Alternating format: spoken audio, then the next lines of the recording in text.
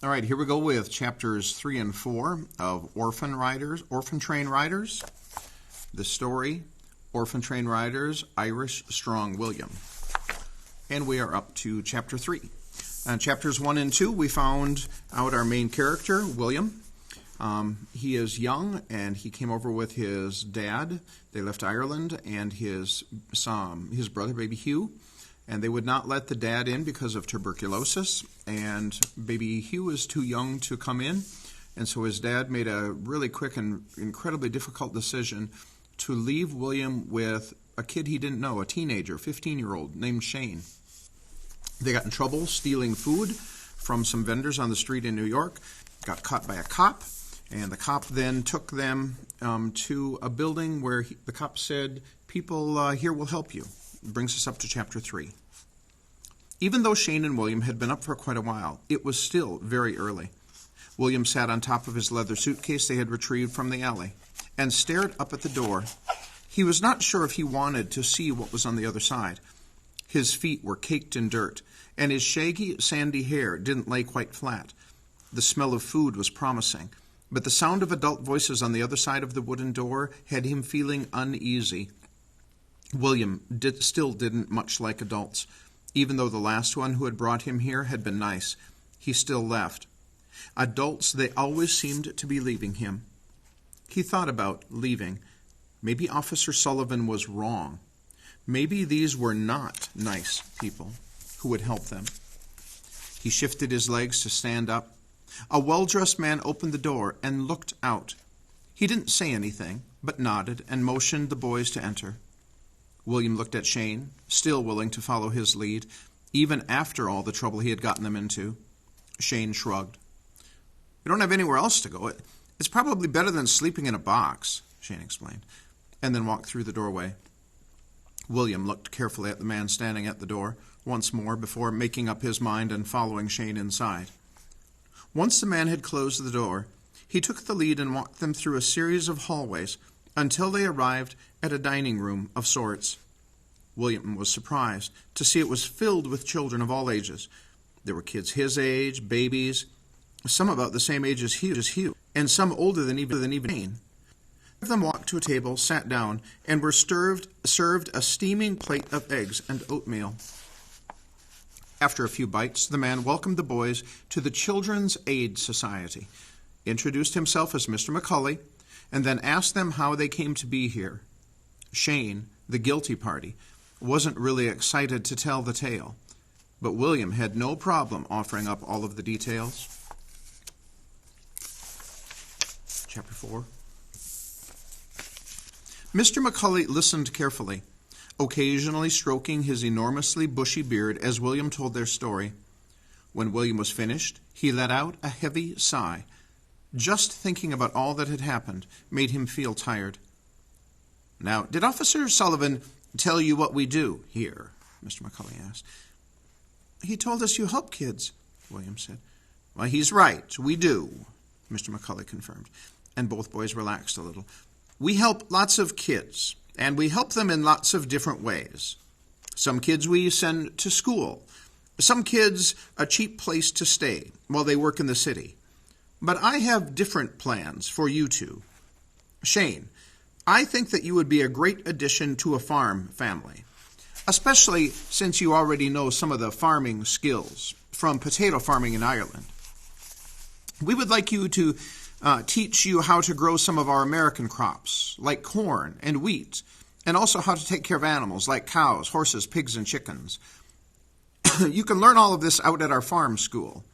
It would be very helpful for you to know these things, and it might not be such a shock from city life if you spend some time there first. It also seems like you could use some help getting rid of some bad habits, like gambling and stealing. We can help you with that too. Then once you learn what you need to know, we'll send you on a train to a family who will love and care for you." "Well, I guess that sounds like an all right plan," Shane agreed. "What about me? Can I go learn how to be an American farmer too?" William asked. "I'm afraid not. The Brace Memorial Farm School is for older boys. You're much too young. But don't worry, some family will want you just the way you are," McCully spoke. William and Shane looked at each other nervously. You mean you're going to split us up? William cried, horrified, and scrambled to clutch Shane's arm. Please, sir, I promised to I'd look after him. Can't you make an exception? Promise to look after him real good, Shane begged. No, I'm sorry, lad.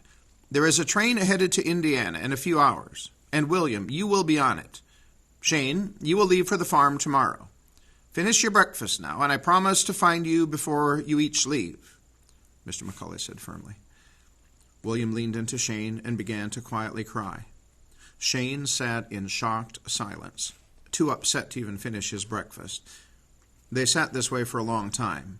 Finally, Mr. McCully came back over and told Shane to say goodbye to William, then followed the older boys out of the dining room.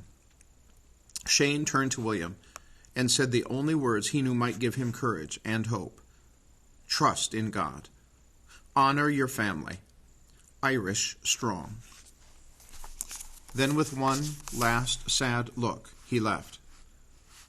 Those are some nice words, lad. Have you heard them before? Mr. McCully asked gently. William only nodded. You know, I've been thinking about you since I left your breakfast table. Here's what I know about you, William. You are from Ireland. You came here on a big boat, and when you got here, your father, a strong Irishman, was denied entry because he was sick. So he told Shane to take care of you. Is Shane also Irish? William nodded yes. I see, Mr. McCully continued. And then when you got into trouble on the street, Officer Sullivan brought you to me. Did you know that he is an Irishman? Yes, William said. He told me to stay Irish strong, just like my da. And you also know that I was born in Ireland? Mr. McCully asked, his big bushy eyebrows arching up. You were? William asked excitedly. I was. Now it seems to me that since you left your da, and you have been passed into the hands of one good Irishman to the next, and I have no reason to believe why it should not continue. I have made arrangements, and I will be joining you on this afternoon's train. I will do my best to deposit you into a loving and, if possible, Irish family. Really? You do that for me? William asked skeptically. He still wasn't entirely trustworthy of adults. But between Officer Sullivan and Mr. McCully, he might be ready to change his mind. I would. Now let's go get clean and dressed. We don't have much time before we depart for the train station. A few hours later, William was standing under the awning of the Children's Aid Society, clean and smartly dressed. He watched the other children fidget nervously as they looked out into the muddy streets as rain poured down. Rain or shine, the train left at noon, so they walked as quickly as they could to the station.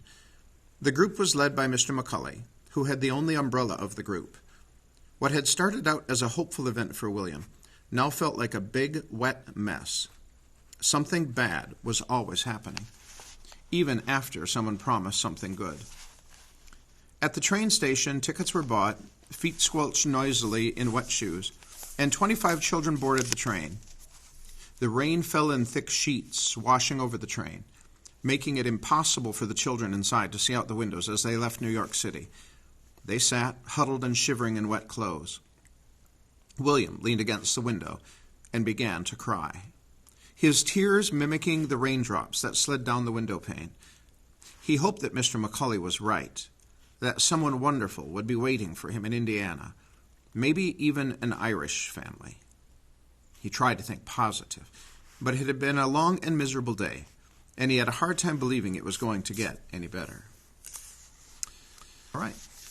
William is on his way. Shane off to learn some farming skills. And that takes us to the of 4. And we hope to see you at the end of the book in the third section.